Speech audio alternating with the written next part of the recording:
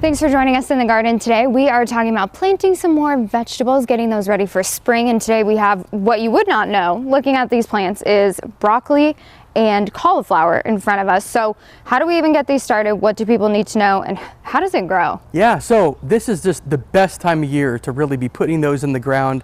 You certainly don't want to wait on these guys until we get warmer temperatures and say end of April or May. I would be putting those in the ground now so that you get a good harvest before we get really hot. Like you mentioned, cauliflower and broccoli are both, this isn't what they look like in the store, right? When we brought them out here, you said that they just don't look like this in the store. And the reason is, when you plant these guys, the cauliflower and the broccoli, on both types of plants, that is the flower of the plant.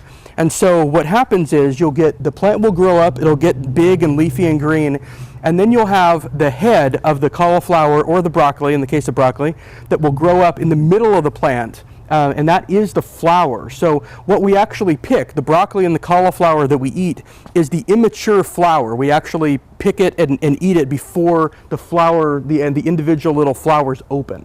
Okay, that makes sense, because I was like, yeah, that's not cauliflower right there, or broccoli. So how long does that process take? If we were to put this in our garden right now, when would we kind of see it start to come to fruition? Yeah, so generally any type of vegetable is going to say on the tag how many days it is, and that's usually when it says it's a 75-day or a 65-day or whatever that is. That's usually from the date of sowing the seed to the date of when you can expect to start harvesting. It's a pretty quick turnaround. Most of the time we're talking maybe 2.5 months from when the seed was originally sown. So on these, of course, these are starts. They haven't gotten very big, but we don't know exactly what day they were started, what day the seed was sown.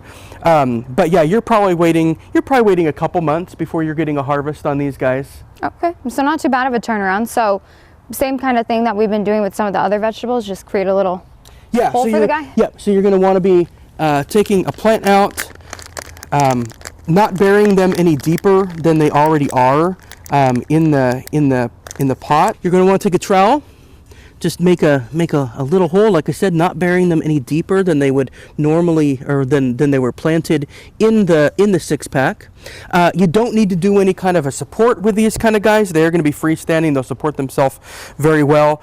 Spacing on these, you're going to be looking at more like 1.5 feet generally. I've seen people do them closer or farther, but 1.5 feet is pretty good.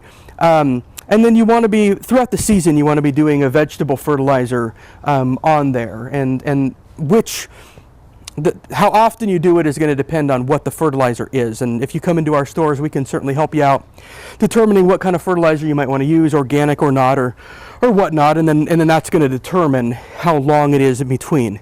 One thing that's a little different on is cauliflower and broccoli. Anything in the brassica family, that would be your cabbages and your Brussels sprouts as well, is that our little caterpillars, if you see those little moths that fly around, the little white ones, they love to leave eggs on these guys. There's caterpillars that absolutely love to munch on these guys. So when you come into our stores, you want to make sure, talk to our folks about what we can do to prevent that, what sprays we might use, or the products that we would recommend, because maybe not as soon as you plant it, but you are going to want to be doing some preventative stuff in the season when these are growing. So you want to, when you pick these out, talk to one of us, and we'll kind of get you a game plan for what you're going to want to be thinking about throughout the growing season. Okay, yeah, because sharing is caring, but we don't want to share with the with the bugs. No, absolutely not. Is there anything else that people need to know? Main thing is that, like I said, you want to get them in now. That'll give them a long enough runway to kind of get up to size, get your harvest in before we get really hot. They don't like the heat, and when you get the real heat, that's when it actually makes those flowers start to open, which then you don't want to be harvesting at that point. The one thing I did not mention is, like I said, each plant puts up one central head. After you cut that, they'll start putting off side shoots. They won't be as big as the original. You will get multiple cauliflower or broccoli per plant if you kind of let those develop. Okay, and is that fine? Oh yeah, okay. Yeah. They're not going to be as big, but they'll be just as tasty. Okay, perfect. Well, thank you, and thanks for joining us in the garden today. If you'd like to learn more about planting that cauliflower or broccoli, you can head to our website, KDRV.com, or just head into a Grange Co-op store near you. We'll see you next time in the garden.